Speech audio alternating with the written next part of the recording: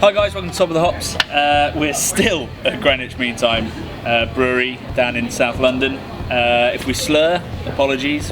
Actually, no apologies. No, Play the video at 110%. I'm fine with it. So, exactly. So I'm here with Vagabrothers still, and this time they're taking over the video because they brought along an IPA, which used to be a British style. Apparently, it's now American. Well, they say so. We have the West Coast IPA, and that's sort of a broad term that now stretches from our hometown in San Diego all the way up, to Washington State. But basically, the IPA is the hallmark of California beers at the moment. It's like a punch in the gut. It is. It's a slap in the face. It's a punch in the gut. It's hoppy. It's strong. If you don't have a beard when you start drinking this, chances are you'll have one when you finish. Or you wake up in the morning. Exactly. Yeah. What happened? It's like Teen Wolf or something. Seriously though, these beers are what we drink back home. To the point where, like, if you don't like IPA, you might have trouble finding beer in some bars. But this one, Mother Earth, we've actually never tried before, so we're excited to pop it open, check it out. So if you go for That's a good segue. Yeah. It looks good. It looks good. Love that color. Really good. A little bit of haze in there as well. Yeah, Mother Earth is going to be from Vista, California, which is northern San Diego County. It's right next down the street from Stone Brewing Company. Typically, we would think of IPAs. Stone is the most known IPA. Other ones like Ballast Point are really popular. Not a brewing company. But we always like to try new stuff. So here's to that. Cheers. Cheers, boy.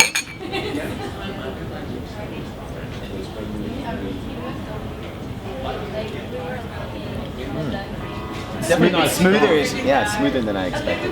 It's got, when you sniff it, it's got. Have you ever put your face into just a handful of hops? Yeah. And it almost burns a little bit up there. It's got that many hops. It's really piney, really resiny, and a little bit of,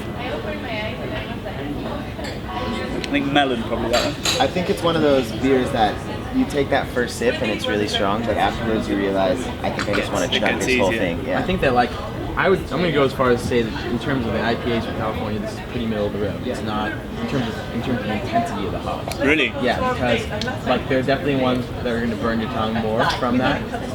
But this has all the flavors that we want, but it's not over the top.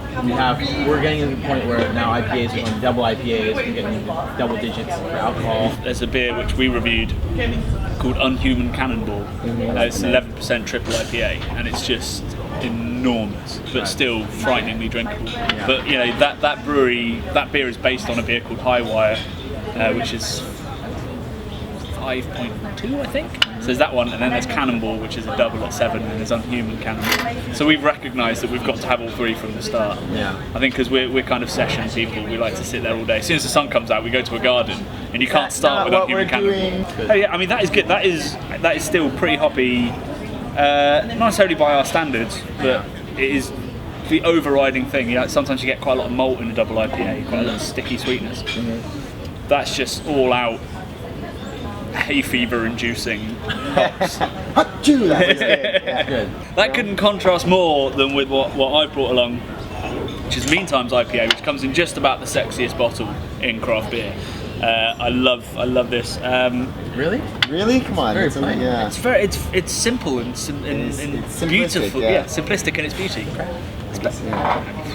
I mean, we're loud Americans. We need exactly. and boom and bam, This sexy is bomb. beer. Yeah, Yeah. exactly. So, like you said earlier, IPAs originally uber hopped so that they would last the journey to India because hops are a preservative. Right. Now, ironically, we drink hops really fresh because you get more flavour out of them. Just the head. Oh, that was disappointing. Hopefully the beer will be a bit more, pop. Beer will have a bit more fizz. Yeah. So obviously it's called Meantime Brewing Company because we are on Greenwich Standard Time. We are pretty much on the line, on the Greenwich Meantime line. It is definitely 5 o'clock somewhere, but it's definitely noon here on Greenwich Standard Time. We are Noon on the craft beer chat. It's beer o'clock. That's what we call it. Beer o'clock, 12:01. Yeah, it's good. Yeah, you don't have to convince us. We're in. Yeah. All right. Okay, boys.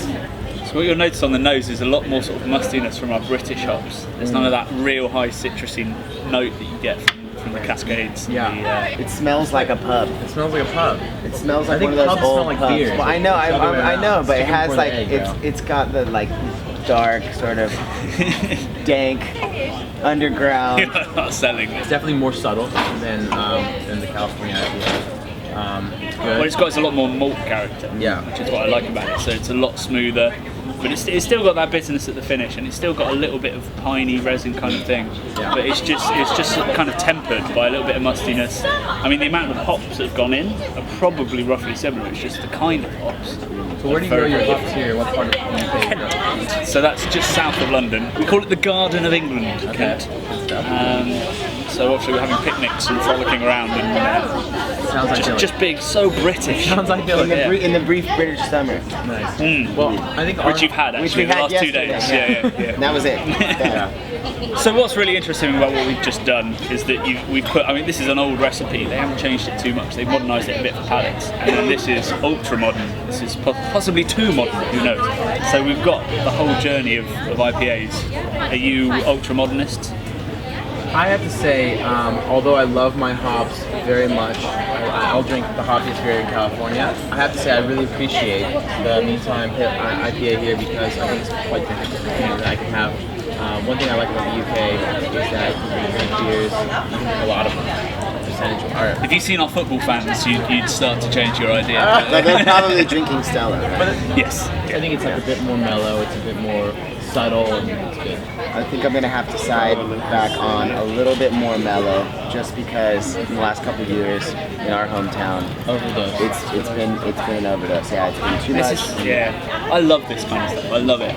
I love a half of that when you just like screw it.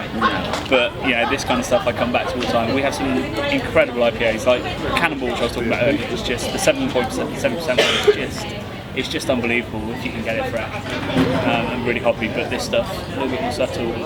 Well, it's nice. It's nice to see it come full circle, and literally be in the birthplace And of then, all we these can, and then we beers. can appreciate each other's takes on the same thing. So, good stuff. Cheers to that. Cheers.